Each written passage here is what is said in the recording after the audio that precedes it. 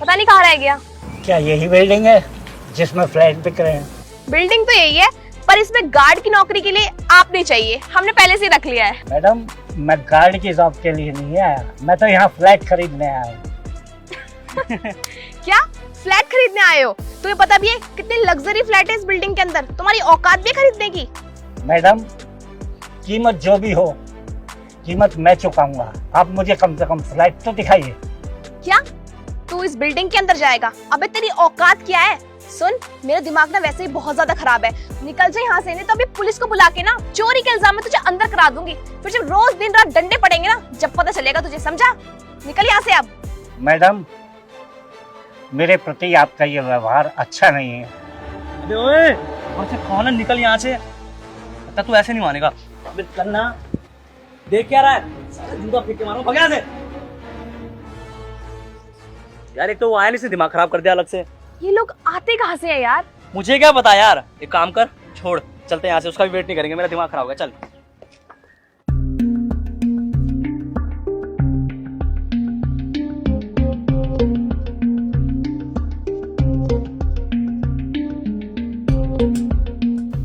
अरे अंकल जी, आप आ गए? हाँ बेटा। अच्छा, फ्लैट देखा है आप?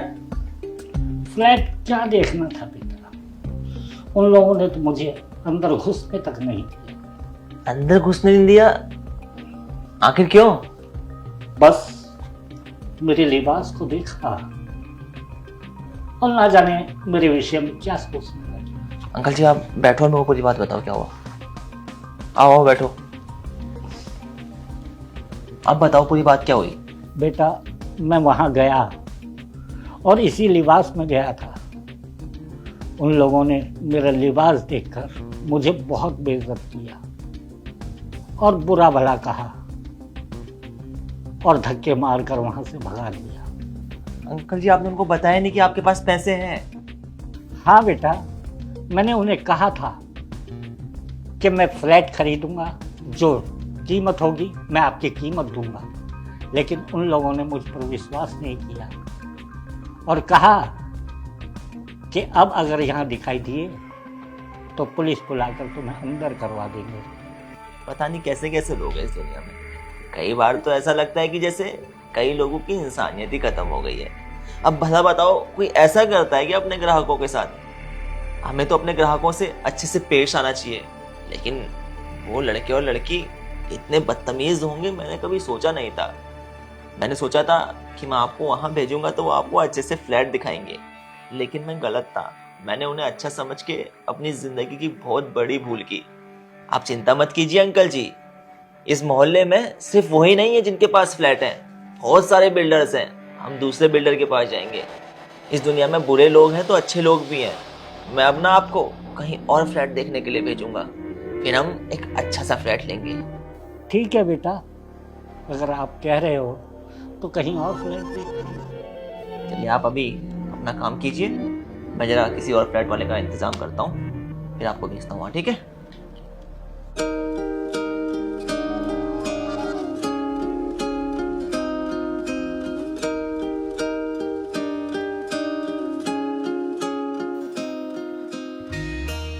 अरे आ गई तू? मैं तो आ गई, बट शॉपिंग पे नहीं चलना है क्या? जल्दी चल यार। 2 मिनट रुक जा यार, काका शर्ट प्रेस कर रहा है, फिर चलते हैं। अच्छा ठीक। क्या बात है, आजकल शॉपिंग वॉपिंग बहुत पैसा आ रहा है। कहाँ का पैसा? मम्मी ने पैसे दिए हैं, वो तो कजन की शादी है, बस शॉपिंग करने जाना है, इसलिए कोई पैसे वैसे नहीं है मेरे पास, कंगाल हो चुकी हूँ। क्यों, क्लाइंट नहीं आ रहे क्या आजकल तेरे? क्लाइंट के नाम पे जीरो है, जीरो। 1 महीने से ऊपर हो गया है, अभी तक एक फ्लैट भी नहीं बिका है यार। क्या बताऊं मैं तुझे। ऐसे यार, तूने मेरी आज तक इतनी हेल्प की है, प्लीज तू कुछ करना जिससे 1-2 फ्लैट बिक जाए। अरे हाँ यार, मैं तो भूल ही गया था। मेरा एक फ्रेंड है, फ्रेंड क्या मेरे बॉस ही हैं, बहुत अच्छे नेचर के हैं। उनको एक बढ़िया सा फ्लैट चाहिए। अरे यार, तुझे सोचने वाली क्या बात है? तू एक काम कर, या तो उनको मेरा नंबर दे दे या मेरे ऑफिस भेज दे। चल ठीक है, मैं उनसे बात करता हूँ, फिर तेरे को बता दूंगा। प्लीज यार, अब चले, बहुत लेट हो गया है। अरे 2 मिनट रुक, मैं शर्ट लेके आता हूँ। अरे यार मेरे को तो मीटिंग में जाना है, मैं एक काम करता हूँ, मैं गार्ड अंकल को भेजता हूँ। हाँ वो टाइम से आ जाएंगे, तू टेंशन मत ले। अरे भाई पक्का यार, वो टाइम के बिल्कुल पाबंद है, वो आ जाएंगे। चल ठीक है भाई, है अच्छे से दिखवा दियो फ्लैट, हाँ बोल दो अपने फ्रेंड से। चल ठीक है ओके। बेटा बिल्डिंग का बिजली का बिल आया है, भरना है। अंकल जी मैं एक काम करूंगा, मैं शाम को भर दूंगा, आप टेंशन मत लीजिए। और सुनिए, मेरा एक दोस्त है, उसकी फ्रेंड का प्रॉपर्टी का बिजनेस है, वो आपको फ्लैट दिखा देगी बढ़िया से, तो आप जाएं और फ्लैट देख के आए, ठीक है? ठीक है बेटा। आप एक काम करना, जो गोलू है ना, गोलू के मोबाइल में मैंने एड्रेस भेज दिया है, गोलू से आप एड्रेस ले लेना, ठीक है? ठीक है बेटा। आराम से जाना, और कोई दिक्कत हो तो मेरे को जरूर बताना। जरूर इतला करूंगा बेटा। अच्छा अंकल जी नमस्कार। नमस्कार।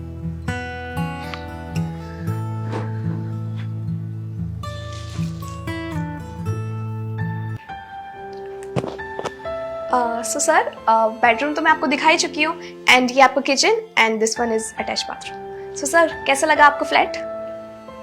फ्लैट तो मुझे पसंद आ रहा है, लेकिन यहाँ मुझे इंटीरियर की थोड़ी कमी लग रही है। मुझे एक्सपेंसिव इंटीरियर चाहिए। नो प्रॉब्लम सर, हो जाएगा। बाय द वे, डील में आपकी पक्की समझो? अरे मैडम रुकिए तो, मुझे थोड़ा फ्लैट देखने तो दीजिए। श्योर।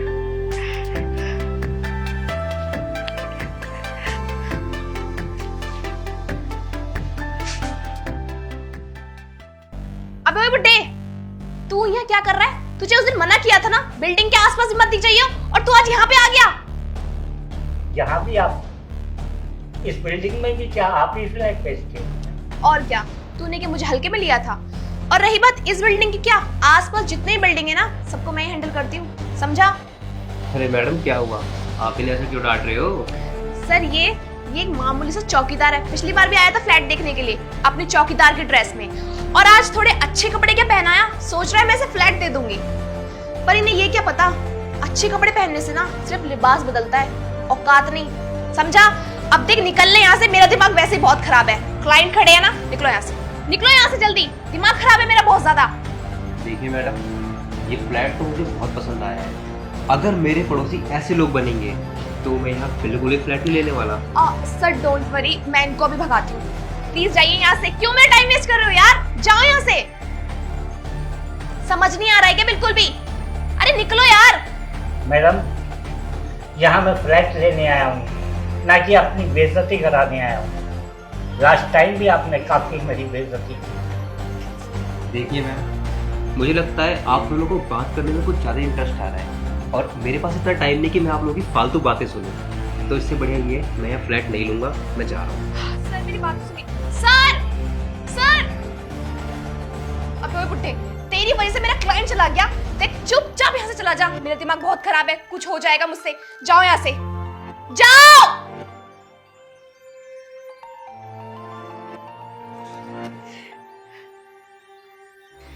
ये मैंक ने अच्छा नहीं किया, कैसे कैसे लोगों को भेज देता है।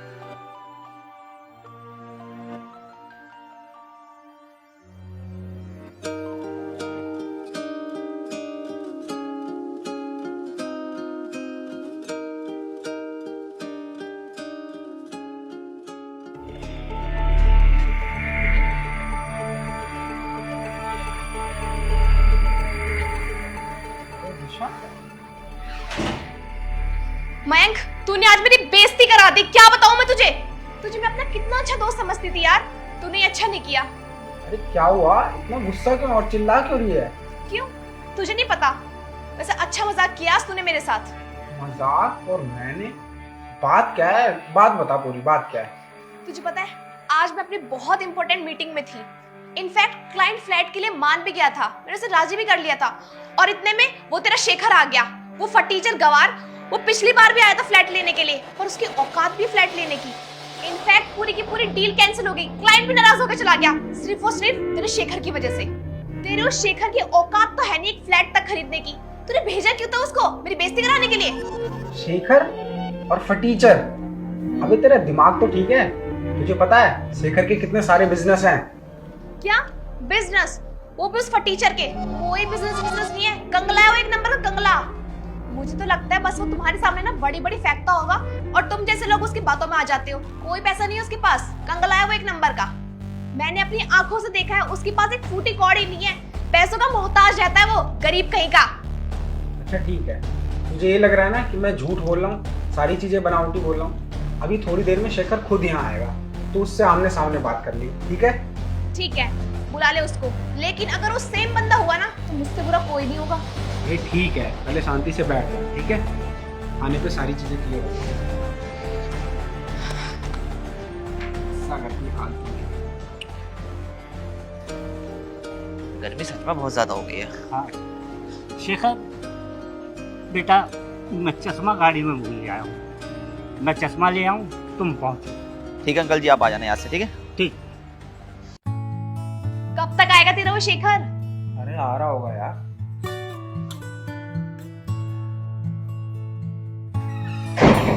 अरे शेखर तू आ बैठ। अगर ये शेखर है तो वो कौन था? वो हमारे घर के गार्ड अंकल थे। मेरे कहने पे वो तुम्हारे पास फ्लैट देखने आए थे, लेकिन तुमने क्या किया, तुमने उन्हें बेइज्जत करके भगा दिया। मैंने कहा था ना वो शेखर नहीं होगा, और तुमने मेरी बात सुनी नहीं। मैं नहीं था तो क्या हुआ, वो मेरे गार्ड अंकल थे, और वो सिर्फ मेरे गार्ड अंकल ही नहीं बल्कि मेरे लिए मेरे पिता समान है। तुमने तो उन्हें उनके कपड़े देख के जज कर लिया, लेकिन तुमने उनके अंदर की इंसानियत नहीं देखी।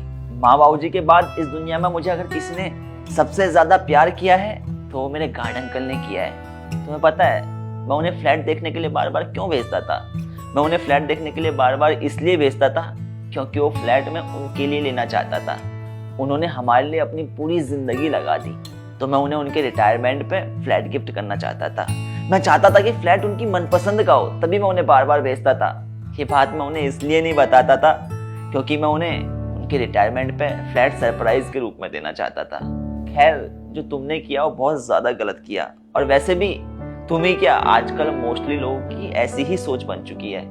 हम ये नहीं देखते कि कपड़े और काम के अलावा भी इस दुनिया में बहुत सारी चीजें हैं जिसके आधार पर इंसान की इंसानियत की परख होती है। लेकिन हमारे दिमाग में पता नहीं कौन सा फितूर सवार हो चुका है आजकल कि हम इंसान को अधिकतर उसके काम और उसके कपड़ों के आधार पर जज करने लगे हैं, जो कि बेहद गलत है। तुमने उन्हें इतनी आसानी से उनके गार्ड के कपड़े देखकर भगा तो दिया, लेकिन तुम्हारी जानकारी के लिए मैं तुम्हें एक बात बताना चाहता हूँ कि इस दुनिया में आज जो भी अधिकतर सक्सेसफुल इंसान है, उनमें से मोस्टली लोगों ने जो शुरुआत की थी वो कभी ना कभी किसी छोटे पद से की थी, और आज वो धीरे धीरे इतनी बड़ी ऊंचाई तक पहुंचे हैं। अगर उन्होंने कोई छोटी शुरुआत ना भी की हो तो उनके परिवार में जरूर किसी ना किसी ने कोई छोटी शुरुआत की होती है।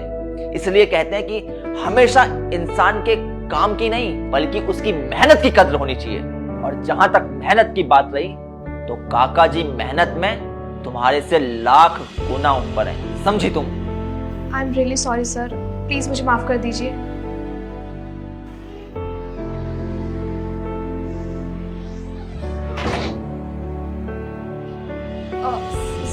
सर प्लीज आप बोले ना शेखर सर को, प्लीज मुझे माफ कर देंगे प्लीज।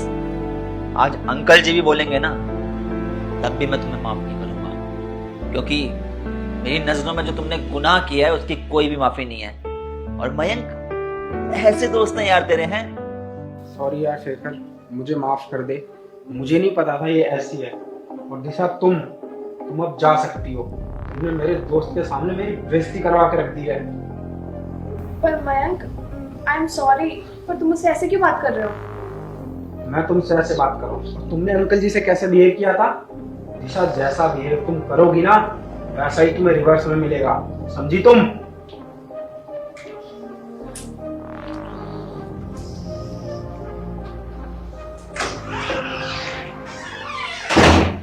शेखर यार, वो सब छोड़, अब बैठ के बात करते हैं। काका बैठिए।